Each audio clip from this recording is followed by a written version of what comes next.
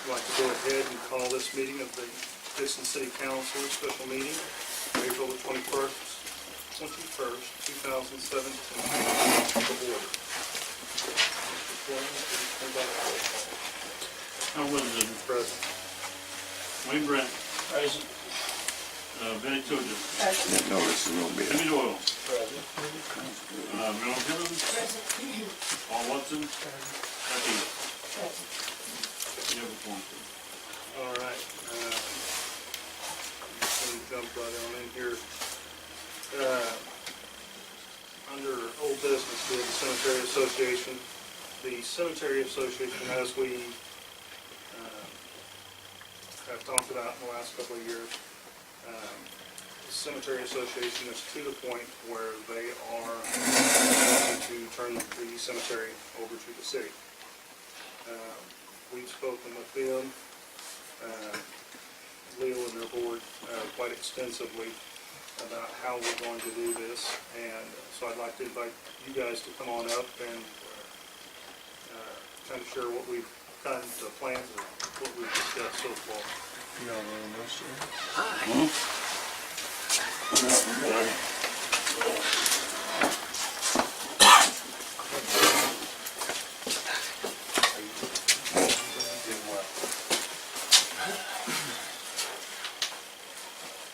Where do you want to start with, Sean? Essentially, we've got,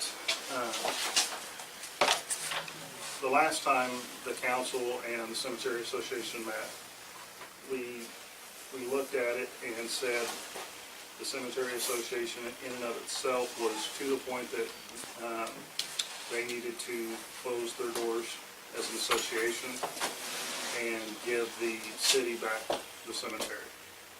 Now, it's set in the bylaws of the Cemetery Association back when it was first transferred to an association from the city, that if the association ever went to, ever closed, that the city would retake ownership of the cemetery, and as well as control with the operations of it. This past March, myself and the Cemetery Association met on specifically how to do that and what all we needed to do in order to get that done.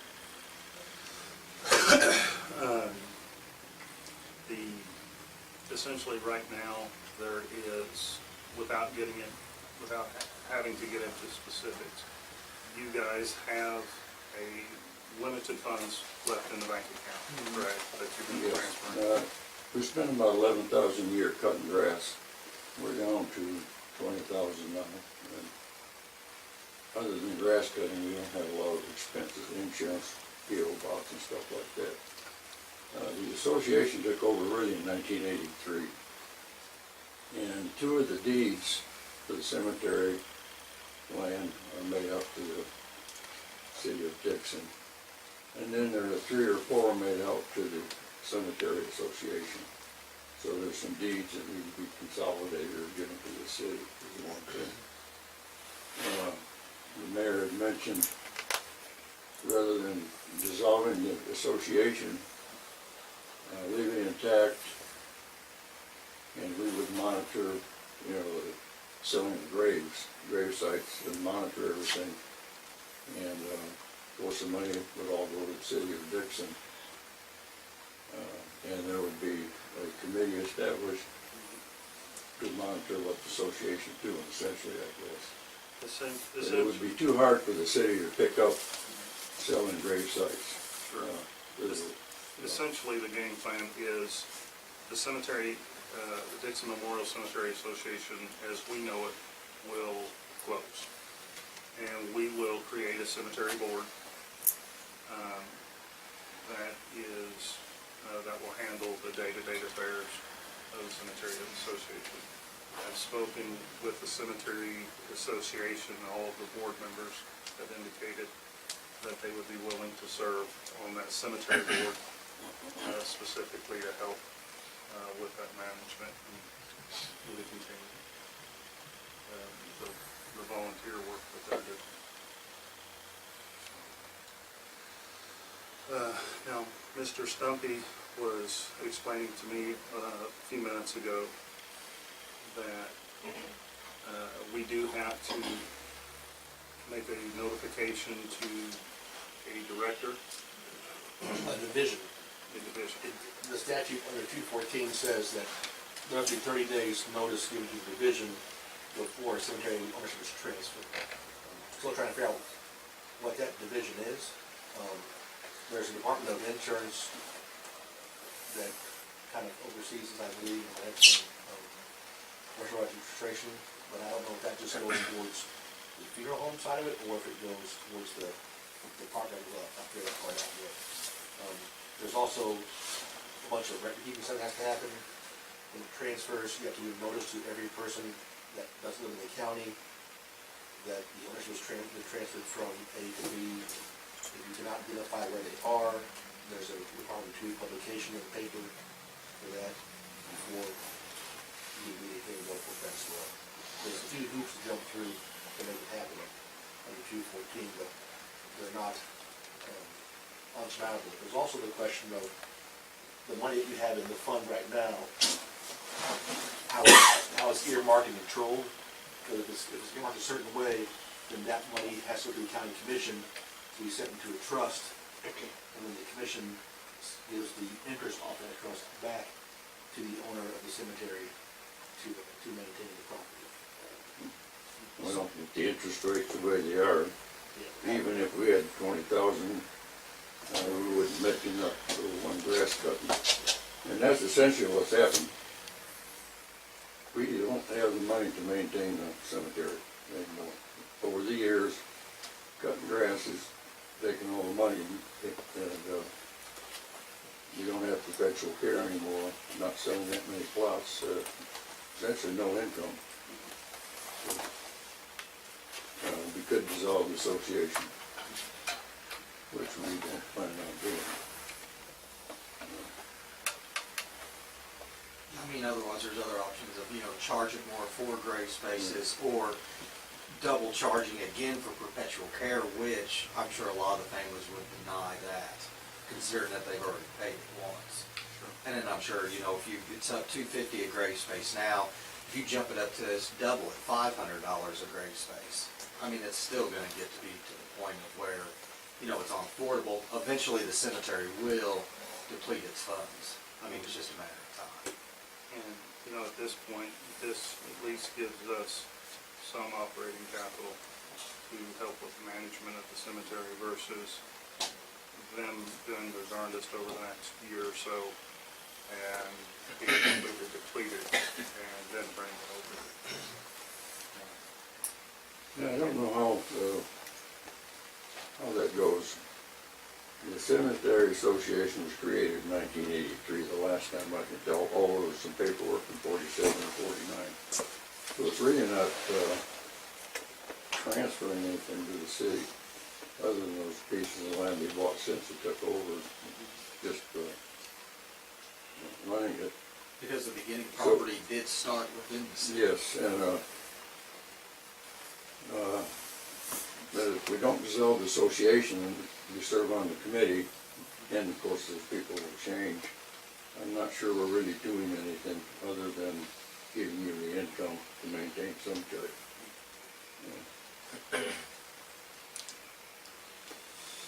But that can be figured out. I'm not sure either how that would go through, like you mentioned, the county commission with, the cemetery lying within city limits. Anything I read has in the record, what limited records we have doesn't mention the county. Right, and that's just what the state statute requires, I believe, perpetual care funds to be, and again, Oh, yeah, I think I read that. I read 0102.500 today, and it's somewhat convoluted. And there's licensing issues and things like that have to make sure that more people properly, have our eyes on our T's. We haven't collected perpetual care funds for years, have we?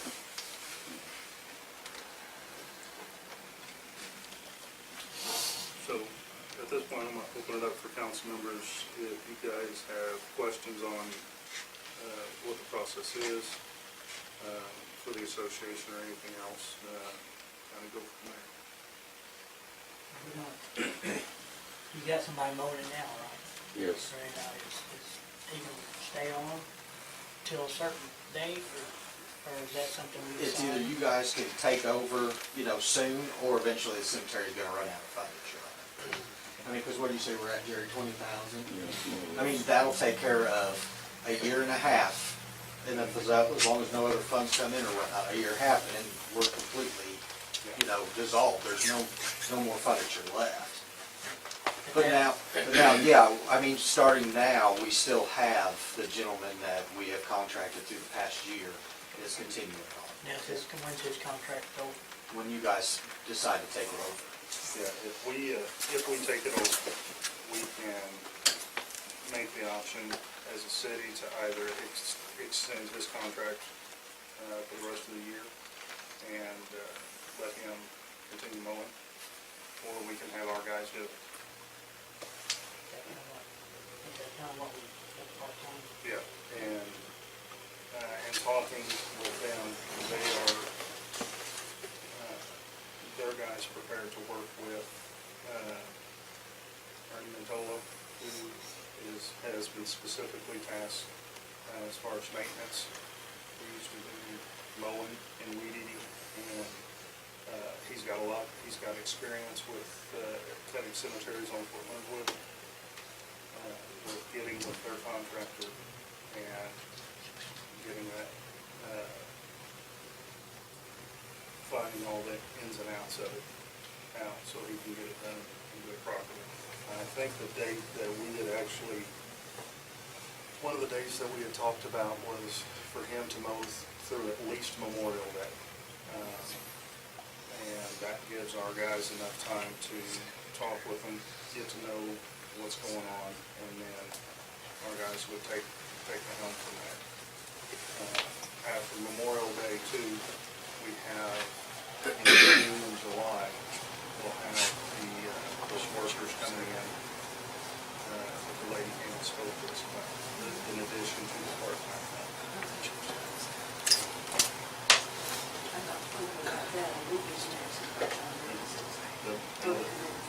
There's two seasonal people that we're accepting applications for. Those people will be dedicated to cutting grass and things like, if it's wet, of course, then they can do the trash or something like that. But they're predominantly hiring them to clean ditches, as far as cutting ditches and mow the cemetery and mulch. And essentially what I've told Ernie is, if somebody on Elm Street wants to know when their ditch is going to be cut, or needs to be a written down plan, this is when we're scheduled to be by your house. That way they have a better idea than assuming. He's assured me that he can do that, and turn him loose and see what happens. But as far as with the mowing of the cemetery itself, as far as a paid contractor, we're looking at around Memorial Day, and then at that point, after the Memorial Day weekend, in the city, to take on that responsibility. And if I'm missing something, Leo, No, that's pretty well everything we discussed. now the only thing that, Brian, I guess this is a question for you. Do we need a formal motion to go ahead and accept the cemetery? Put it to the alderman? No, I don't think I think we talked about it, but I don't think we did. I do have a question now. Yes. It might pay to just accept the maintenance of the cemetery until you can form a committee and figure out how to transfer everything else. Because we do have insurance and a post office box, a safe deposit box, a lot of odds and ends that don't really need to transfer. Your insurance, what does that run a year? And I think it's up to 127 a year. That's if 130. somebody knocks It's a just chip like, in. just liability. No. 127 a year. It's maybe 131 this year, I just, it's not much, it's not much. We decided to keep that until we figure out what's going on. What type of liability do you have? What's the limits? Do it? Your limits on your liability, what type do you have? I don't know. The policy was been there before I was there, and We just continue paying it on, yeah, we never really. I don't recall seeing a number in there, but there probably I is. was just curious, I didn't know. I can dig it out, find out. I think it's wise to do it part now, while we figure out all the issues of transit and notification issues, because we'll make sure that we can identify who owns plots, who they are or not county residents. So it's gonna take to get that notice sent out, identify where they live before you transfer, so you don't, that's the time they can do so. I think that right now, doing stuff would be a wise idea to get the documents that exist, to see what must be done afterwards, how long it's supposed to get that accomplished. Okay.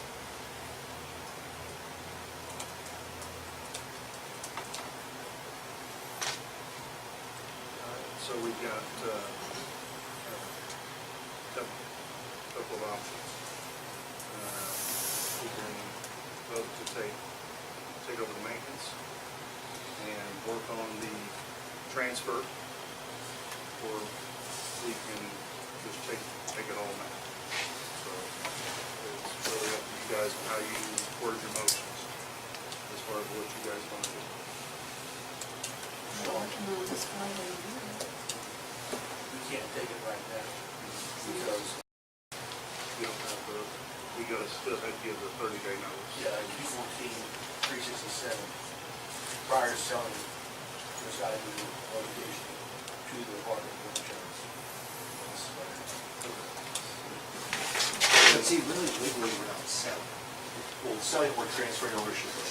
Well, And it's not really not under an ownership. It's just a board, is all it is. I mean, there's no ownership per se, you know, for any of this land or anything like that. well, the deeds, like I say, the older deeds are made up to the city. The association over the years has purchased land, and it was put in the name of the association. I don't know why. So if it's in the association, it's a disability. Well, it's not really, it's not a profit. Yeah. It's just an association, but because it exists in an entity that requires to be goes through for. So something ran in the paper or something like that, just stating that it's, or is this something that has to go through the state? No, my mistake.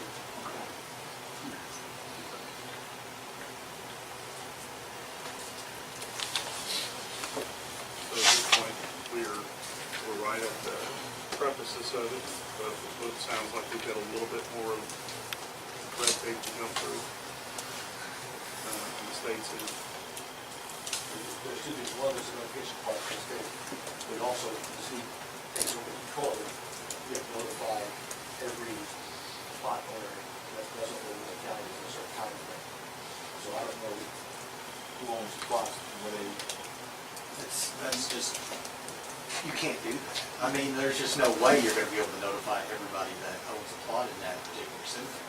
I mean, you could do a public notification, but that would be the only thing you could absolutely do, because you're not gonna be able to notify everybody. If you don't, if you can't identify where they are, then it's a required publication. But the intent must be made first to identify the location. how long do we have to notify, how long do you have to attempt to notify the plot? It requires 2 weeks publications in the newspaper, but the time frame that has to be done within.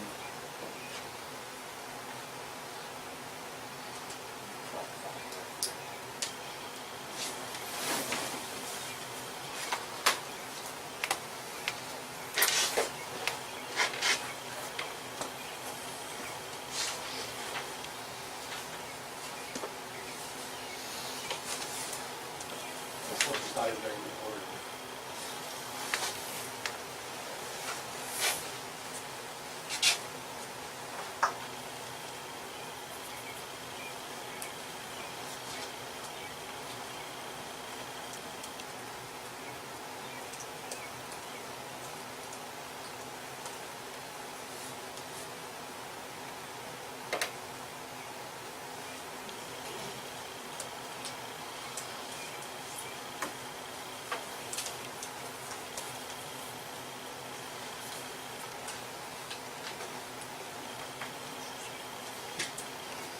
Is board members that's on there now gonna stay on as board members after we take it over? I think we were planning on, assisting you guys with, selling lots and marking spaces and stuff like that, since we're kind of affiliated with it, and you guys, you're not so much, but, you have other obligations too, and, we've always been around to do it, so. That's good. We would, And you have, we you know where all the plots are located, who owns all would the essentially plots? Majority, yeah. form a board using the As same good as the records personnel are, I mean, that are on Right. they're as good as cemetery they're gonna be. association. Exactly. We put some work in them over the last 3 or 4 years. The only exception with There that ain't is no rule the that's not military fair. council member as well on that board. And we're still figuring out who's very good.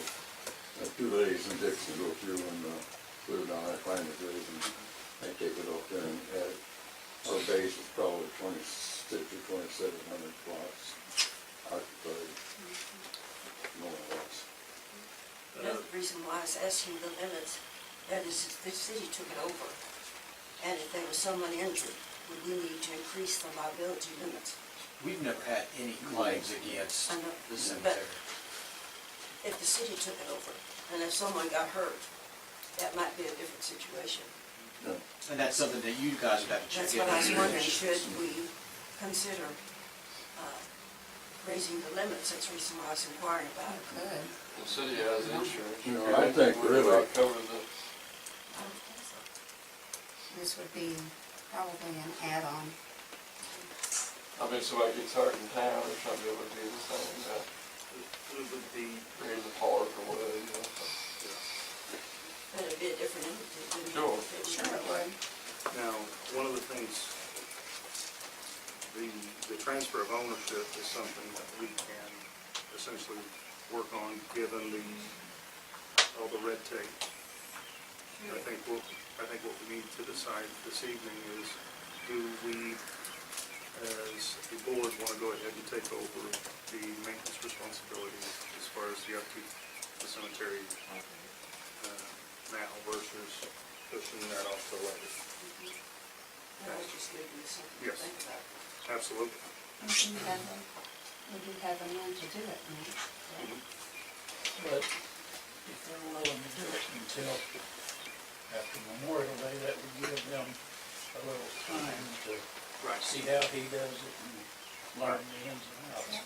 And absolutely, and that was what we had all talked about, was even if we did take it over, the maintenance responsibility this evening, he would still be paid to mow through at least Memorial Day, and specifically to train up our guys on what he's been doing the last few years to get it ready for Memorial Day, special events, or to cut it in general.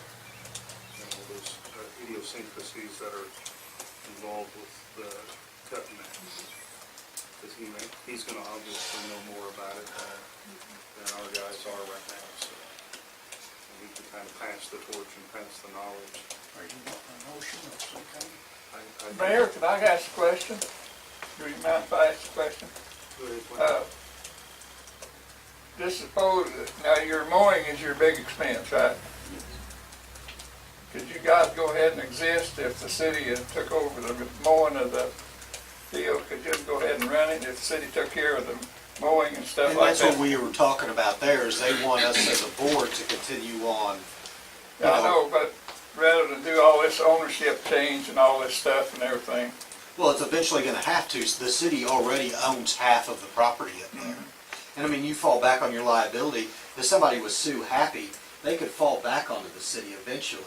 If it went down the chain of line for, I realize that. you know, I realize that. half of that's already in the city. So why not organize it together and make it as a whole, instead of half here, half there, and making everything so split up? Make it a little bit more organized while we're on the path of doing so right now, and just go ahead and get it all taken care of. But the immediate problem is the maintenance. Yeah. That's your median And expense. the rest of the association can stay in place and do the same work it's doing now. We just won't hire the rest of it. You've been doing the biggest part of it, haven't you? I do the paperwork. I know. You'd be involved in the business side of it, basically. Right. Well, I seem to recall it at one time, back there in the 80s, didn't they have about 70,000 in the bank? Or is that, Probably had more than that. that's what I forget thought. when I took it over, but there was a lot that was in there, probably 100,000, I would say, I between don't think savings and So they was savings. pretty sure they could handle it, but your interest and stuff was, Let's go on to pot. yeah, that's what And killed then it. we purchased 2 sections of property, since then too. Yeah, I knew that when I was the mayor when they took that over, and I knew they was pretty confident that they could handle it. And 'cause I knew they had a sure $70,000 or $80,000 in the bank at that time. So at this All right, well, I just had that question. It seemed like there was a lot of, but your maintenance, your mowing is your big expense. Yeah, it's about mainly the only. So at this point, I would entertain a motion for us to take over the maintenance. I'd like to make a motion to go ahead and take over the maintenance of the cemetery. Second the motion. We have a motion from Betty, seconded from Effie. All those in favor, please raise your hand. Roll call vote. Jimmy Doyle, Yes. Betty Tilges, Yes. Wayne Brown, Yes. Marilyn Timmons, Yes. Paul Watson, Effie. Yes. That's 6-0, sir. Has your guy mowed this night? Last week, I think it was. Okay, have you already done? Generally, it's generally every 2 weeks. Okay. Before we get out, if you can, get your contact numbers to Brian so we can work on the other part, or we can all sit down and figure that other part of it out. But you're gonna continue mowing, and then the council will take a look at it in May as far as how we're wanting to do the rest of the year, if we want, as far as the maintenance on it. And we'll go from there. All right, gentlemen, thank you. Thank you guys. Thank you. And I'm available anytime anybody wants to meet, Okay. except Tuesday afternoon. Tuesday afternoon. Except us. Really? Yeah. I've already talked to him. Okay.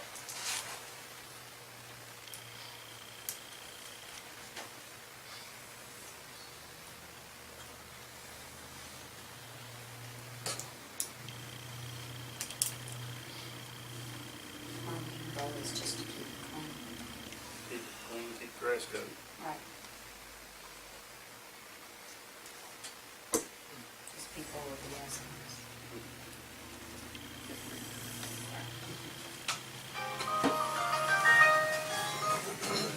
The next thing we have on the agenda is, please forgive me if I mess up your name, Elsie Glosser? Glosser? Is that you? That's correct. Okay.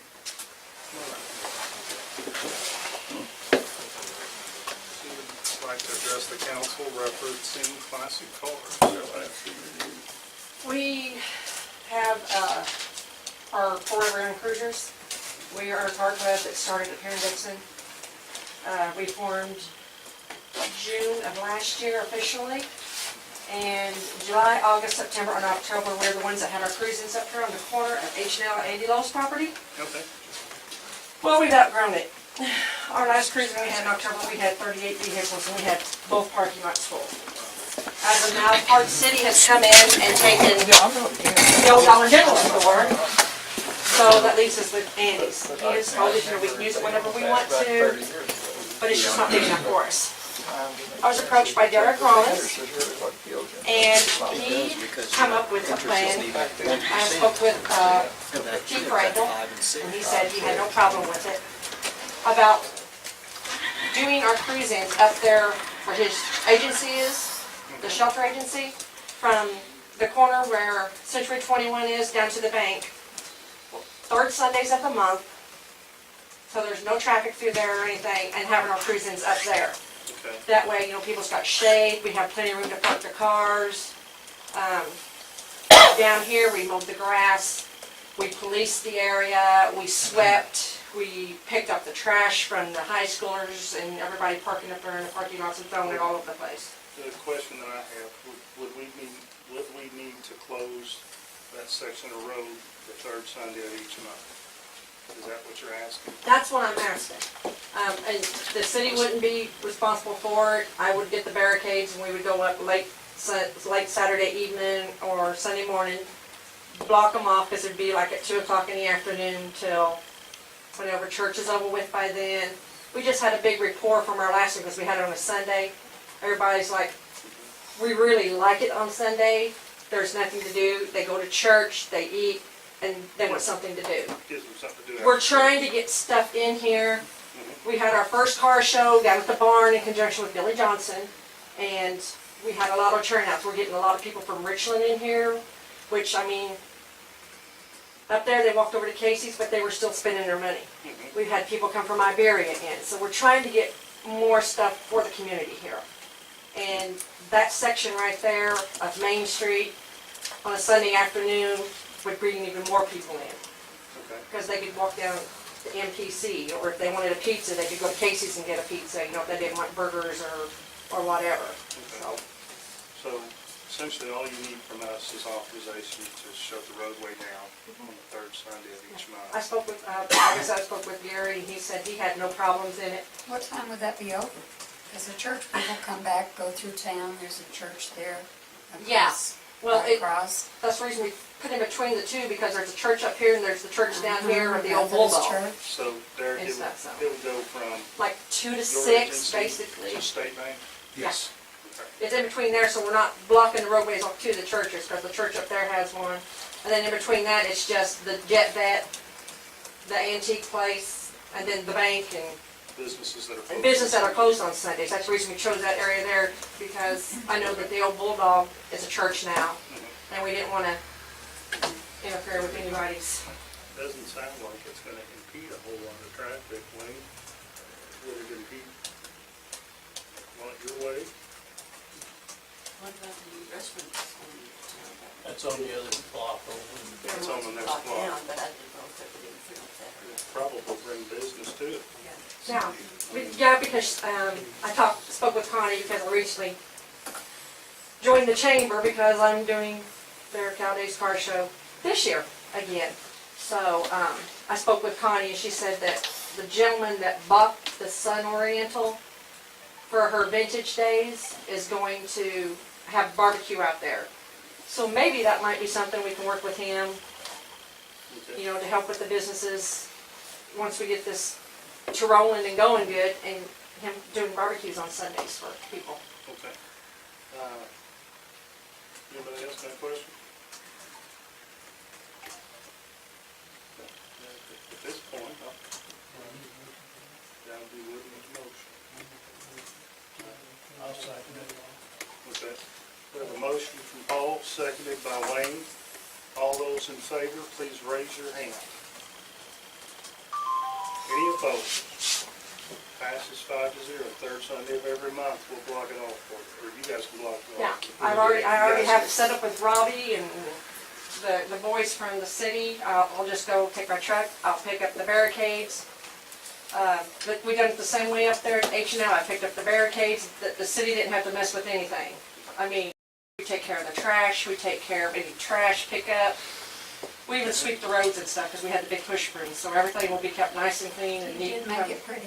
You did. Yeah, we took care of we guys- mowed that. I mean, I wish it was bigger, because it was a really good spot, but Derek came up with that proposal for us, and it just really is a win-win situation. If you would, let me know when, remind me when we get closer to the pull-in date, because I'd like to come up there and take a look at them. Me and my son's like the Okay. older cars. Yeah, I'll bring things in. I'm gonna post it on our Facebook page. We do have a Facebook page for our young cruisers.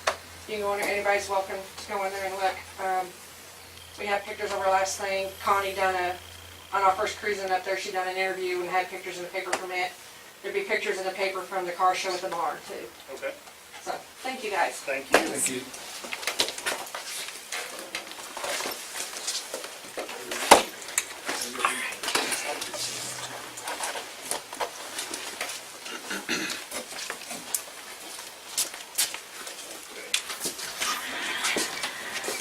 I'm good, guys. Thanks. Next thing is new business license.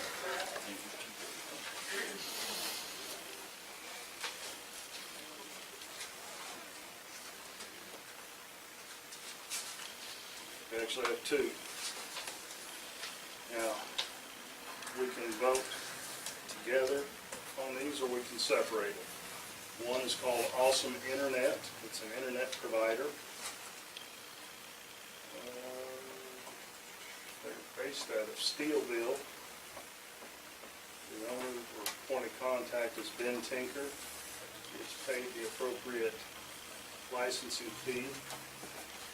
And the other one is Matthew's Country Style Cafe, which I believe is going where El Broncos was.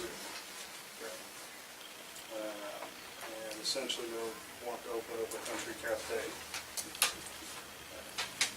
And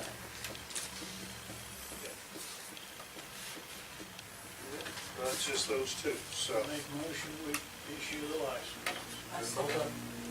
We have a motion by Wayne, seconded by Marilyn. All those in favor, please raise your hand. Any opposed? Issue business licenses. For both of these.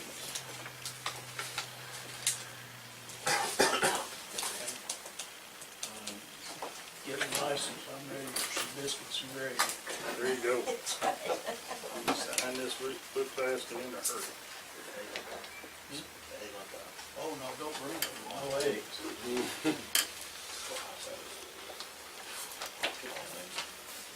You don't look that Mexican. I do too. Too well. Gal said she lost 24 pounds. I said, I found it. Twice. That's the only thing the doctor gets on to before. You got to lose some weight. You used to get on to me for the drinking and smoking, but you can't do that no more. All right. Next thing on the table, I have just put this in your packet. I want to kind of go through this recommended ordinance, if that's what you would call this, John, from DNR. As far as the particulars on it, we can obviously change anything we want in this because it's, well, it's for right for the city.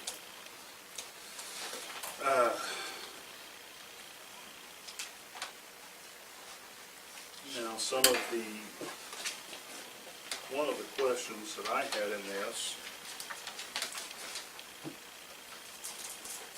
was, John, does this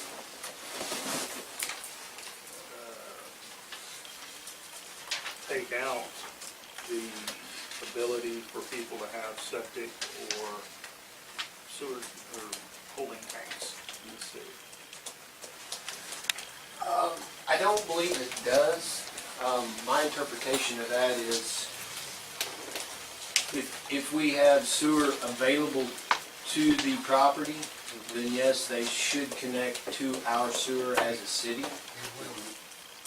However, if sewer is not available to their property, but still within the city, then they would have to probably utilize an alternate system being a septic tank or holding tank, because we cannot directly supply them with sewer service by the conventional gravity line that we're all aware of using, if that makes sense. And what this does is it's an ordinance relating to the public and private sewers and drains, private sewage disposal, the installation and connection of building sewers, the discharge of waters and waste into public sewer systems, and providing penalties for violations thereof that are within the city.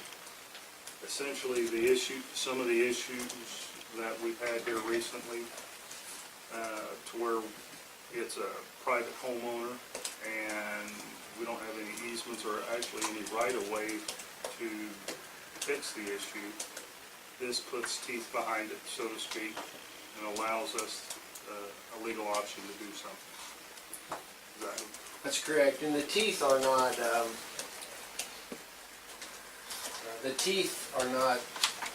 really financially driven here, so it's not like we're gonna jump in the middle of somebody and say, okay, you have a sewer overflow on your property and we're gonna charge you $500 or something. That's not the teeth in this. The teeth comes with when we, as a city, go through and you see a faulty sewer connection on private property. It's a situation where the council will contact those people through letter, okay, stating that they have observed a environmental concern on their property and would recommend that they fix it within a given amount of time. Okay, so we're gonna set a timeline that this gets fixed. Probably the timeline is gonna be somewhere around the 30 days is what I would recommend. That would allow them time to make a council meeting as well, okay? There's that option out there. If they correct the action within the timeline, then, then we're good. Say they choose to not correct the action. I believe the next thing is if we provide them with water, then we are allowed to shut the water off, regardless of payment. Okay, so say they've paid, their sewer and water bill is current. We still are allowed to shut their water off, which eliminates the environmental hazard on their property. Once it has been fixed, obviously, we can turn their water back on. Go ahead. 30 days, sometimes they can't get it fixed within them 30 days. That's correct. But if they make an attempt to show proof, then Never worked for a council that's not reasonable. We've all seen, I've seen the ground froze for over 30 days. We all have. We want them, as a city, we want to have the ability to recognize problems that lay outside our main, that create environmental hazards to the community. And don't get me wrong, there's going to be occasions where, like you said, 30 days probably will not cover that. And I believe that as long as, we have an understanding that, hey, we're gonna hold you to this, albeit, say it's been freezing for the last 30 days. We understand that, but I think if they're making a good faith effort. Yes. I don't foresee this council, going ahead and nor will I. And if you want to extend that, we have to have, see if they're extenuating circumstances. right, right. Because you will get Considering- bombarded right off the bat. Mhm. Get a hold of somebody and they say, I'm not here, but 3 days out of the month, I'm Right. gone. That ain't gonna work. And keep in mind that the landowners are operating under somebody else's schedule. Most landowners don't own a backhoe and a bobcat and a dump truck, so they're calling somebody. And, if they're busy, and I'm just gonna say, they call Jimmy, and Jimmy says, yeah, I'll do it, but I'm gonna be out for, it'll be 3 weeks before I can get there. Okay. take that into consideration as well. And that's quite honestly, a phone call down to the city, hey, it's gonna take you 30 days or 60 days, whatever the case may be. And then a simple report back to you guys, hey, this is what's going on, this is why we're injecting a little common sense into the mix. And most of the time, if it's, you know, the situation that really comes up is, just when these spills occur off of city right-of-way or city property, we as a city have no way right now, currently, to enforce any type of action on people to encourage them to fix this issue. And when I say encourage, that would be the teeth behind it. Hey, we're gonna shut your water off if this continues for over 30 days, extenuating Encourages them to circumstances. work with us. Right. It's got a lot of experience around now in Redmond. That's one of them. You guys are aware of some more. But yes, I mean, this has been 6 months. And it's a Long. 3-hour fix probably. I would say start to finish, you dig it up with the backhoe, proper equipment, you're gonna be about 3 hours in, you know, I figure half a day to get it dug up, repaired, and backfilled. And we get, the city, as Sean well knows, in the meeting that we had with the department, they're grouchy about this. Oh, very And much so. they see this as our issue. I mean, the guy was. They're polite. He said something to the effect, well, I don't wanna argue, and I'm like, well, I'm not arguing, I'm looking for a solution. I wanna know how you feel as the department. How can this man or this council send their crew out on private property to fix what we have no easement or permission, because it's not possible in today's world, it's not. And they understood that, so through discussions, they sent this to us, this came directly from the department, okay? And this is, kind of some history on this ordinance. The very first question he asked me was, have you ever utilized, as a city, state revolving fund or any department funding? To which I said no. And that stopped. If we had used that in the past, then we must have passed this as a city. They will not let you utilize state funds without this ordinance in your city code. Okay? That's also for the future. If in 5 years we want to utilize SRF funds for an upgrade to our system, We have this needs have to be this. in our, yes. So this is actually, not only, it's kind of twofold, John. It's gonna help with some issues that we're dealing with now. And help get some workability in those. That's right. But it's also gonna open up funding resources within the very near future as well. DNR is a valid funding resource. SRF is a serious funding resource for the city that should be considered on every project. And I can tell you, my conversations, and I've had quite a few of them with John, with DNR over the last 6 months. They're a great group of very personable guys and gals, but they're very serious when it comes to. They're passionate when they see something like this. When it They're comes to passionate DNR. about their job and their work.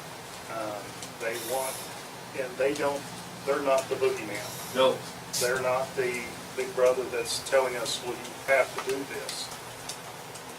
Every conversation that I've had with them has been that of teamwork and understanding on their part of, hey, we are a small town and we are trying to just make our way through it. And they know we're not the DNR or the environmental experts. That's why there's a Department of Natural Resources. But they're using their expertise to help teach our employees and to teach us as a whole. Hey, this is what's worked in other municipalities. This is why we recommend it to you guys as well. So, Yeah, like I say, if you decide to vote on this today, I think our plan right now is, go ahead, you know it better than I do. My plan for this, because this is so new to you guys, is I wanted to give this to you for you guys to chew it over, to be able to talk amongst yourselves of things you like, things you don't like, so we can get that input back, and we can put it on schedule to vote on May 1st with the rest of the ordinances. And I believe that's a regular scheduled council meeting. Yeah, so And there's nothing that you guys have to decide tonight on this. Somebody mentioned septic tanks on page 4, under Article 3, Section 5. It addresses septic tanks, cesspools, and private sewage. Page 4.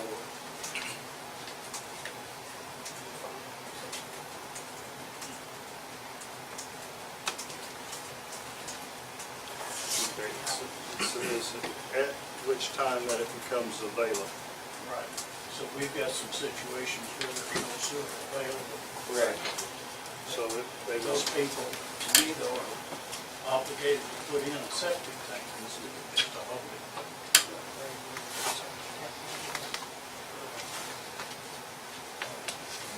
Section 8 also tells you that when it comes to the page, you've got to right, attach to it. right, and that, And your private sewage disposal system will be clean the sludge and filter. This city will material, in other words, it will be no longer usable, right? right, that is correct. So those are things that you guys can work out. I encourage you guys to get with your constituents, have them read this model. Right. Get their input. I'd like to get this,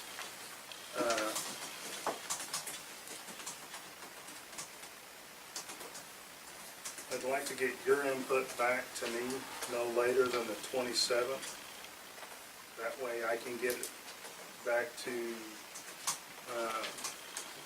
Brian and John.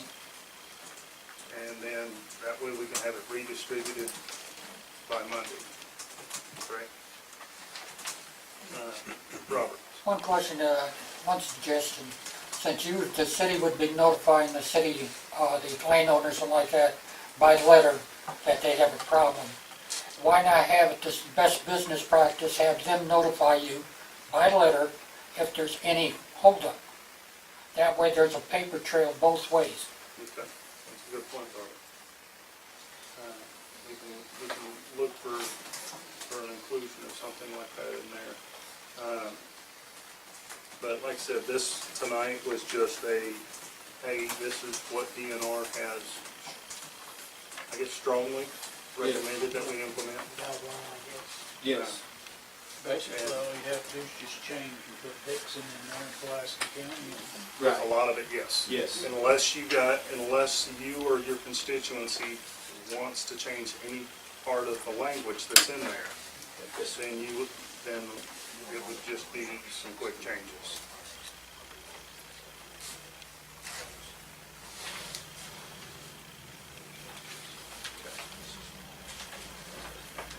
Right, right.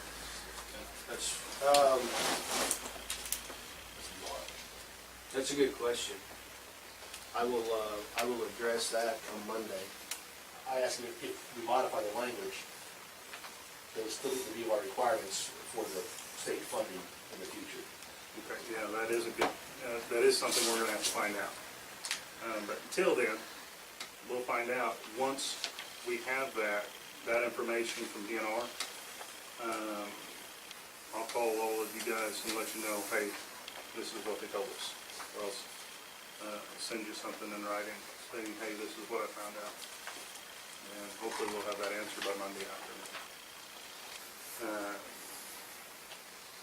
Other than that, we have reached the end of closed session.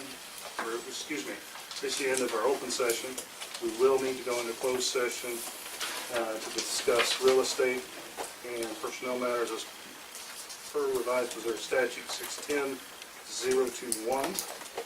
The time right now is 6:53 p.m. and I'll entertain a motion to go from open to closed. Okay, we have a motion from I'll Paul, second the motion. seconded from Betty. Roll call vote. Wayne Brown, Yes. Eddie Telges, Yes. Effie, Paul Watson, Harold Timmons, Jimmy Doyle. Vote says it's 6:54. All right. Does anybody need to use the restroom? I want Clayton,